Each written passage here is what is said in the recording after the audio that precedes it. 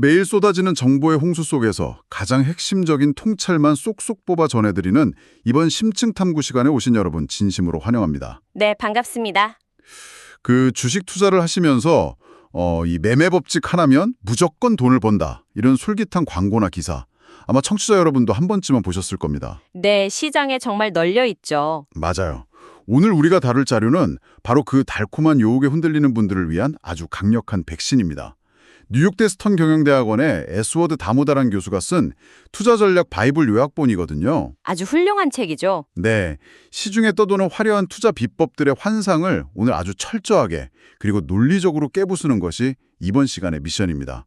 제 옆에는 늘 그렇듯 단순한 팩트 나열을 넘어 이 정보들이 도대체 왜 중요한지 날카로운 통찰로 맥락을 짚어주실 전문가님이 나와 계십니다. 네, 매번 새로운 자료를 분석할 때마다 느끼지만 오늘 다룰 다모다란 교수의 통찰은 투자자들의 오랜 고정관념을 아주 예리하게 짚어냅니다. 흔히들 완벽한 매매 기법 하나만 찾으면 부자가 될 수 있다고 믿잖아요. 그렇죠. 마법의 공식 같은 거요? 맞습니다. 하지만 오늘 우리는 그 믿음이 얼마나 위험하고 또 순진한 착각인지 데이터와 팩트를 통해 확인하게 될 겁니다. 벌써부터 기대가 됩니다. 오늘 저희가 준비한 자료의 흐름을 따라가 보시면 투자의 아주 기본적인 토대부터 시작해서 시장에서 유명하다는 각종 투자 전략들의 허와시를 팩트 체크해 보고요. 네. 그리고 오늘 가장 비중 있게 다룰 하이라이트, 이 방송을 듣고 계신 여러분 개개인에게 꼭 맞는 10가지 자기진단법까지 아주 심도 있게 파헤쳐 볼 예정입니다. 기대하셔도 좋습니다. 자, 이제 하나씩 풀어볼까요? 가장 먼저 다뤄볼 주제는 투자의 토대를 다지는 철학에 관한 부분입니다. 자료를 보면 투자 철학과 투자 전략을 아주 엄격하게 구분하고 있어요. 아주 중요한 포인트입니다. 사실 저는 처음에 이 두 가지가 그냥 같은 말인 줄 알았거든요. 근데 곰곰이 읽어보니 집을 짓는 과정에 비유할 수 있겠더라고요. 튼튼한 콘크리트 뼈대가 철학이라면 계절마다 바꾸는 벽지 색깔이나 가구 배치가 전략에 불과하다. 이런 거죠. 아주 정확하고 와닿는 비유입니다. 많은 분들이 그 둘을 혼동하시죠.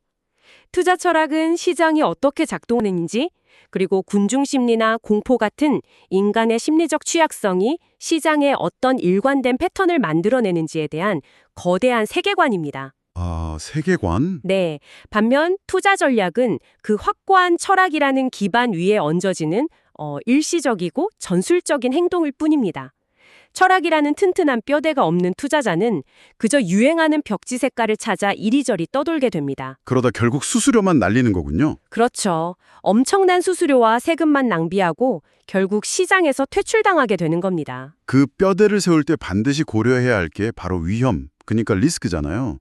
흔히 금융공학에서는 위험을 베타나 표준 편차 같은 수학적 수치로 복잡하게 계산하곤 하는데 네, 학교에서는 그렇게 가르치죠. 근데 다모다란 교수는 전혀 다른 관점을 제시하더군요.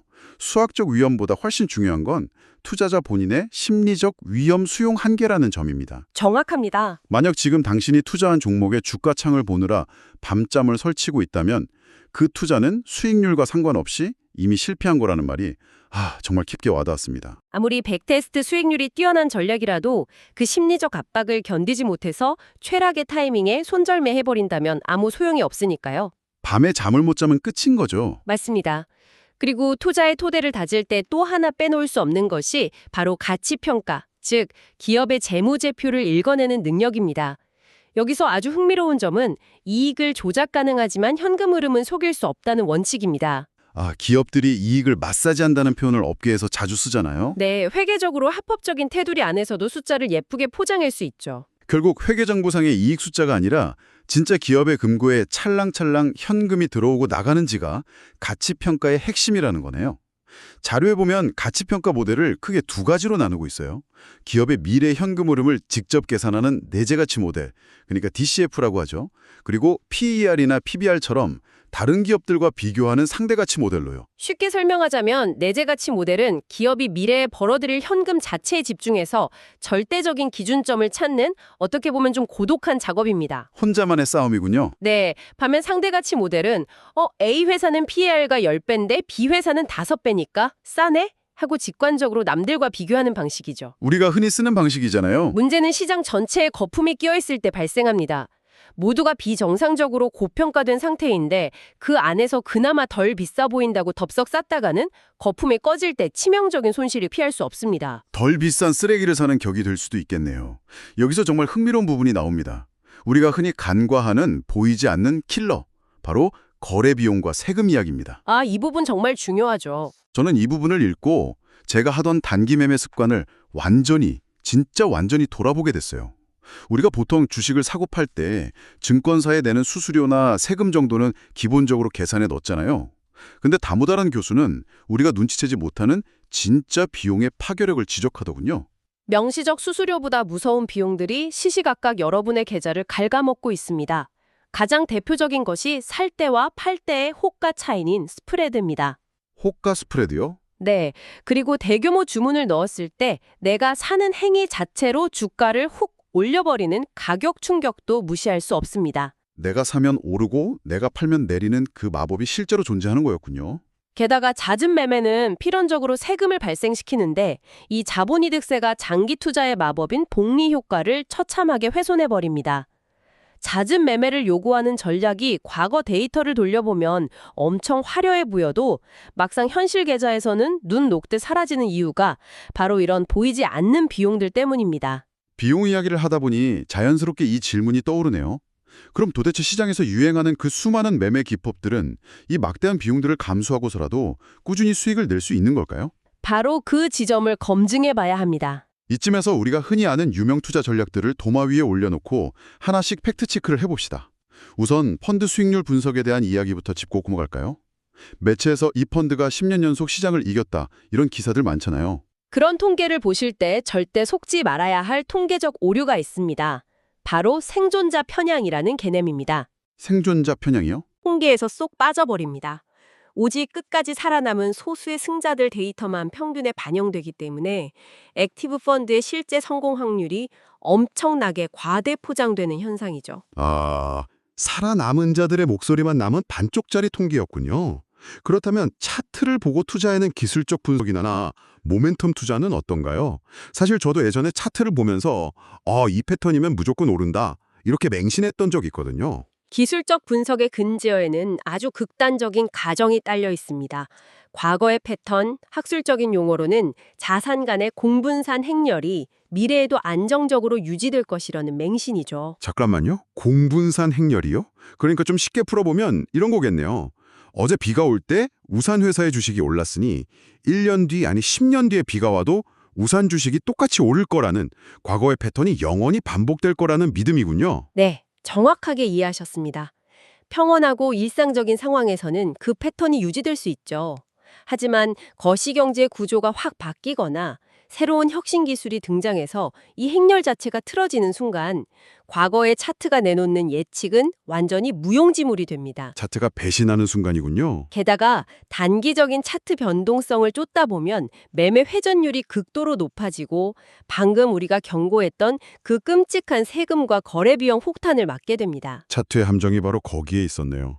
그렇다면 주식시장의 영원한 베스트셀러 가치 투자는 어떨까요? 저 PER이나 저 PBR 주식, 즉 남들이 거들떠보지 않는 싼 주식을 무조건 사서 모으는 전략이요. 보통 싼 게 비지떡이라는 말도 있는데 말이죠. 여기서 아주 흥미로운 점은 싸 보이는 주식은 대부분 싼 이유가 명확히 존재한다는 겁니다. 사양 산업에 속해 있거나 경영진이 부패했거나 심각한 부채 압박에 시달리는 이른바 가치 함정일 확률이 매우 높습니다. 아, 가치 투자가 아니라 가치 함정이요? 네, 다무다란 교수는 훌륭한 기업이 무조건 훌륭한 투자처라는 착각도 버려야 하지만 반대로 싸다고 해서 무조건 좋은 투자처라는 환상도 철저히 버려야 한다고 강조합니다. 성장주 투자나 어떤가요? 성장주 투자의 경우도 마찬가지입니다. 과거 1970년대 극심한 인플레이션 시기에 집중적으로 발생했던 소형주 프리미엄을 마치 영원한 구조적 장점이라 착각하고 기업의 성장에 과도한 프리미엄을 지불하는 고평가의 늪에 빠질 수 있음을 경고하죠. 이 다음으로 다루는 정보 트레이딩 부분은 제 예전 투자 습관을 완전히 돌아보게 만들었어요. 요즘은 개인 투자자들도 스마트폰으로 기업의 어닝 서프라이즈나 속보를 실시간으로 팝업으로 보잖아요. 그래서 저도 뉴스를 보고 빠르게 매수 버튼을 누르는 방식을 시도해 본 적이 있거든요. 아쉽게도 현실의 인프라는 개인에게 너무나 냉혹합니다. 개인이 아무리 알람을 켜놓고 빠르게 반응해도 대형 기관이나 전용망을 쓰는 AI 알고리즘에 비하면 15분에서 20분 정도 뉴스를 늦게 접하게 됩니다. 15분 차예요? 주식시장에서 15분은 영겁의 시간입니다. 이 지연된 시간 동안 이미 주가의 시세 분출은 모두 끝나버리죠. 불리한 인프라 구조 속에서 개인이 정모의 속도로 기관을 이기려는 건 그야말로 계란으로 바위치기입니다. 뉴스 보고 들어가면 이미 꼭지라는 말이 통계적 팩트였네요. 게다가 막대한 자본력 없이 미세한 가격 차이를 노리는 투기적 차익 거래에 뛰어들었다가는 시장이 일시적으로 꼬일 때 강제 청산당하는 마진콜의 위험성 때문에 개인에겐 불가능에 가깝다는 내용도 인상적이었습니다. 자본 유지력이 없으면 한 당에 퇴출당하니까요. 그럼 주식 비중을 조절하는 마켓 타이밍은요? 현금을 들고 관망하다가 폭락장에 사고 폭등장에 파는 모두가 꿈꾸는 전략이요? 노벨 경제학상을 받은 윌리엄 샤프의 연구가 이를 완벽히 증명합니다. 마켓 타이밍으로 시장을 가만히 보유하는 전략을 이기려면 10번 중 7번, 즉 70% 이상의 적중률을 매년 보여야 합니다. 매년 70%요? 네, 이는 인간의 인지 능력으로 불가능하죠. 더 치명적인 건 하락장을 피하겠다고 시장을 떠나 현금으로 관망하고 있을 때 1년 중 가장 크게 상승하는 단 며칠의 급등장을 놓쳐버린다는 겁니다. 벼락을 맞아야 할 때 그 자리에 있어야 한다는 말이 생각나네요. 맞습니다. 이 며칠을 놓친 치명적 기회비용은 장기 수익률을 회복 불가능한 수준으로 망가뜨립니다. 액티브 펀드의 생존자 편향, 비용과 세금 폭탄, 가치 함종, 정보 지연, 타이밍이 불가능성. 이것들을 종합해보면 결론이 꽤 명확해지네요. 이것을 더 큰 관점과 연결해보면 결국 비용, 세금, 스타일 표류 등의 한계로 인해 대다수의 일반 투자자에게 가장 확률 높은 대안은 최저 수수료로 시장 전체를 추종하는 패시브 인덱싱 전략이라는 결론이 도출됩니다. 그렇다면 이 모든 게 대체 무슨 의미일까요? 단순히 복잡하니까 인덱스 펀드나 사야겠다로 끝날 문제가 아니라는 게 다모다란 교수의 핵심이잖아요. 남의 훌륭한 전략을 내 계좌에 무턱대고 복사해 오기 전에 반드시 청취자 여러분 본인의 내면과 환경을 해보아듯 들여다봐야 한다는 거죠. 아주 중요한 대목입니다. 그래서 오늘 저희가 가장 비중 있게 다루고 싶은 하이라이트가 바로 이 10가지 자기진단법입니다. 이 진단 없이 시작하는 투자는 나침반 없이 거친 바다에 뛰어드는 것과 같습니다. 자, 이 10가지 요소들 구체적인 상황을 가정하며 하나씩 세밀하게 짚어보죠. 좋습니다. 이 10가지는 크게 세 범주로 나뉩니다. 가장 먼저 자신의 심리적 기질 3가지를 냉정하게 파악해야 합니다. 심리적 기질이요? 첫째, 인내심입니다. 가치 투자는 싼 주식이 제값을 받을 때까지 길게는 수년을 기다려야 합니다. 남들 주식이 다 오를 때 내 주식만 제자리 걸음인 것을 견딜 수 없는 조급한 성격이라면 가치 투자는 훌륭한 전략일지 몰라도 당신에겐 쇠약의 옷입니다. 저는 남들 오를 때 배 아파서 못 견디겠던데 전 가치 투자가 안 맞는 거였군요. 솔직한 진단이 필수입니다. 둘째는 위험 회피 성향입니다. 아까 말씀드린 수면의 질과 직결되죠.